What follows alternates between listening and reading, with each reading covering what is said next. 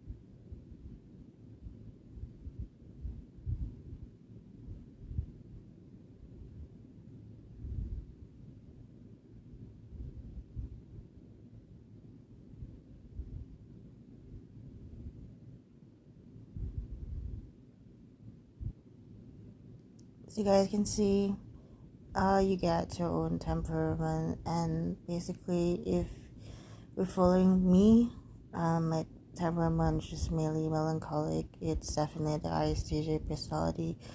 As you can see here, you can know that ISTJ is the most melancholic of all, and there's a lot of blends of personalities. So basically, um, you have for ISFJ you have phlegmatic and also melancholy, which is two blends. So basically, it just means different things. So I can just explain that being melancholy means that you tend to feel very depressed, sad, and stuff. But that doesn't mean that you are. It just means that you're really organized and you do things because you know you have to do it, and you tend to do things by the book.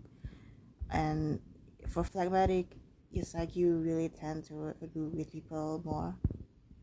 And then for choleric, it just means that you definitely you want to be in control of your life and people, and you really get angry, frustrated a lot. And you know how I know about all of this is that I read some research about it. And phlegmatic or supine, if you read more into INFP, it just basically means like a lot of a lot about being broken and stuff, because they go like in depth, like 4 with 5. Because I got it once. It just means that you love to express yourself, but you feel a sense of brokenness in yourself. So it's basically like people comment that it's some sort of like lack of personality or something. But basically, I think with every personality that you have your own like issues to deal with. Because being yourself is not like all easy. You have stress from who you are, and you have like triggers that affects you. But like I think you should just like know that you have to take a lot of time to really research and understand that type of personality, if you really believe you fall into any of these 16 personalities. Because research also say you don't fall under any personality because you just like me, you don't know who you are or anything like that. Basically, if you want to read about all this like temperaments, you can. That's relate to you, so you can like see how it like can help you or know who you are better. And also, it also states here that INJ is melancholy and inclusion or affection, and that's how it is, and you obviously know that for express behavior is definitely extroversion is high. And based on socionics, if you're like really extroverted, you will tend to talk with your hands. And if you're not a hit a lot, you have FE. And And then here it also says that if you're like SF and P, it means you have a responsive behavior. If you have a low responsive behavior, is you are ST or NJ. So, like I said, choleric is all about being in control.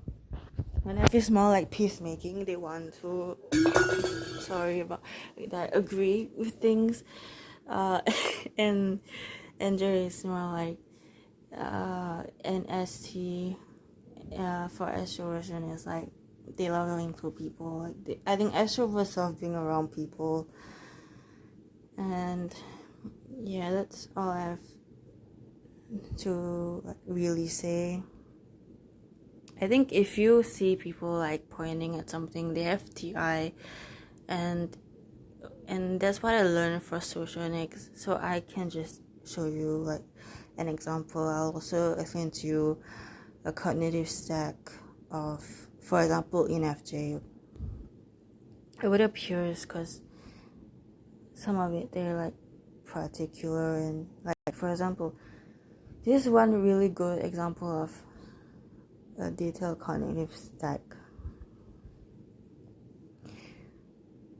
Okay, so here it says dominant function is FE. So FE just means extroverted feeling, and they are masters of understanding kind of people. So basically they understand people a lot and stuff. And then obviously if introverted intuition, sorry, let me just tell you about, before I go into the details. You can see that there's 4 cognitive function. For every personality type there's different functions, and it's all in different like arrangement. So for ENFJ, you can see FE is the strongest, which means that they use FB the most, which means that they are very good at like people. They know how to understand people. And I and SE and TE. But I'm just emphasizing, for every personality type that you have, your last cognitive function, which you can see is TI, is the one that you are the weakest at. So relating back to ENFJ, it's definitely the arrangement of FE and I, SE and TI. So definitely, as you can see, for ENFJ, their weakest is their assess for decisions in logical way, and they struggle with having a firm grasp on logic and objective problem solving. So if they really stress, they may fall into the grip of TI, become obsessed with analyzing irrelevant data and only seeing mistakes and flaws. So if they don't know how to develop it properly, they're gonna have a problem with, they need to ask people for advice or like self-improvement, or looking how they can improve their weakest function. But besides that, they can always use the other strongest function like FE, and like there are other functions to help like get them back, or maybe talk it out with someone. And yeah, so basically it just means that they have to keep it like, maybe like balance out their stack of functions. And because you can always fall into a group of your weakest function with TI, or you can fall if you're really severely stressed, or maybe if you're ill, you can fall into like your opposite, which is, for example, I read that ENFJ is the opposite of ISTP. So if that person is really really like stressed or something, or they can just like like fall and behave like an ISTP when they're not like that. So they must know how to like balance their life out. And so that kind of concludes how your MBTI is related to your temperament.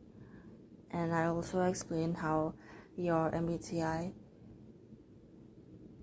and the cognitive functions and your highest stack of functions, all of it is for your first one is the most strongest, the last one is the most weakest. So I think that's how you can see your MBTI and how you can understand yourself, and how you can know what your temperaments are and understand yourself better.